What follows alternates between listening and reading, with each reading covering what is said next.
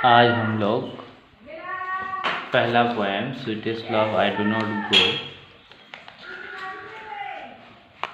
के objective series को देखेंगे।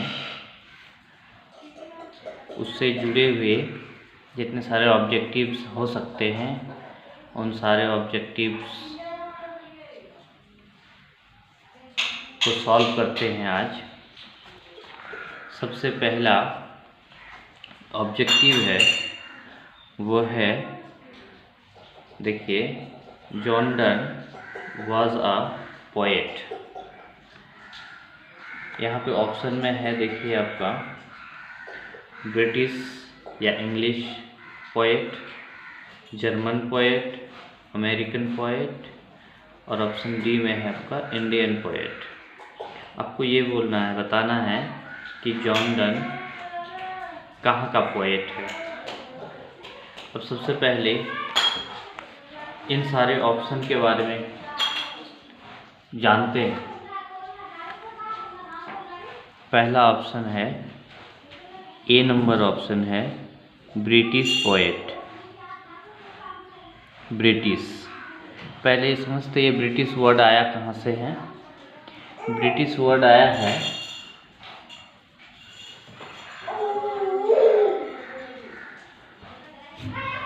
वर्ड आया है ब्रिटेन से।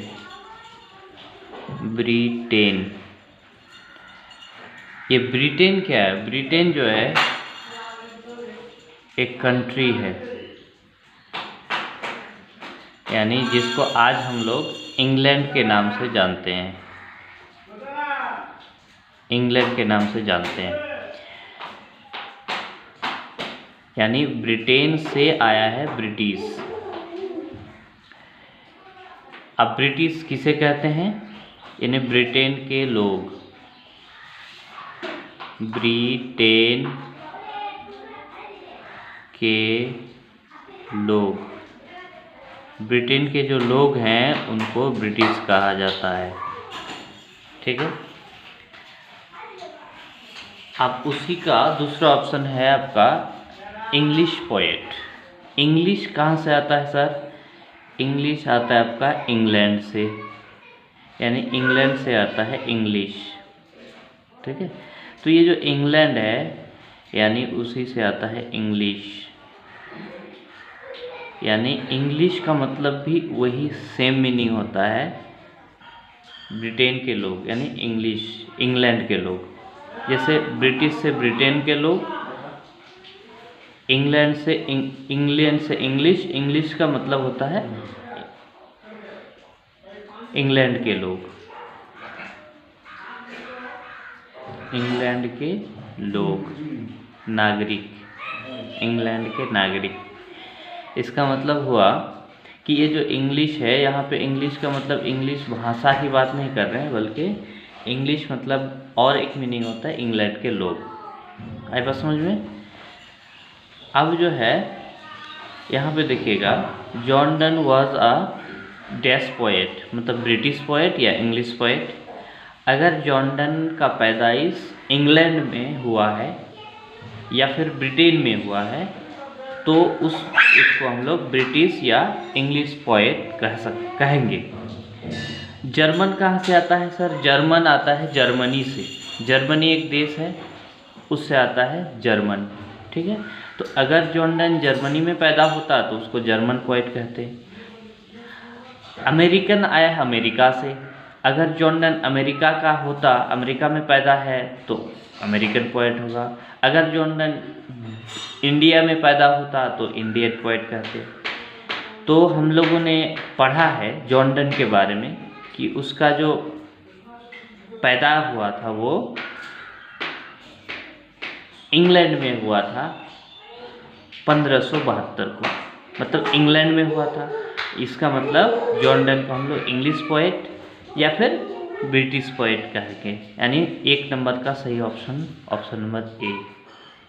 आई बात समझ में? ठीक। चलिए दूसरा ऑब्जेक्टिव की तरफ चलते हैं। John Donne was famous as a poet.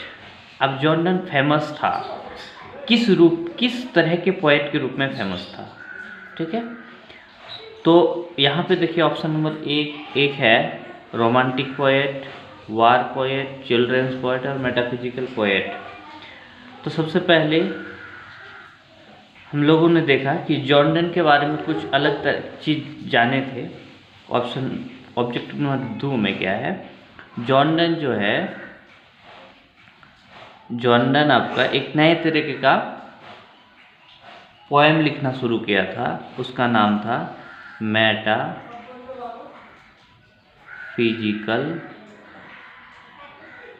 Poem. ये एक तरह का पोएम लिखना शुरू किया था जॉन डन। मतलब ये जॉन डन ये जो ऑब्जेक्टिव है वो किसी भी तरह से पूछ सकता है, यानी metaphysical poem, metaphysical poetry, metaphysical poet, यानी मेटाफिजिकल शब्द जहाँ भी पूछे आपको उसका कनेक्शन सीधा जॉन डन से होगा। ठीक है, यानी जब भी कोई मेटाफिजिकल नाम का कोई भी वर्ड से सवाल करे आपको, तो वो सीधा ये शब्द जो है, ये वर्ड जो है, सीधा कनेक्शन किससे रखता है, जॉन डन से रखता है। ठीक है, चलिए तो यहाँ पे क्या बोलता है, वो किस रूप में फेमस था, रोमांटिक नहीं था, वार नहीं था, चिल्ड्रंस पोएट नहीं था, बल्कि वो किस रूप में था, मेटाफिजिकल पोएट के रूप में फेमस था।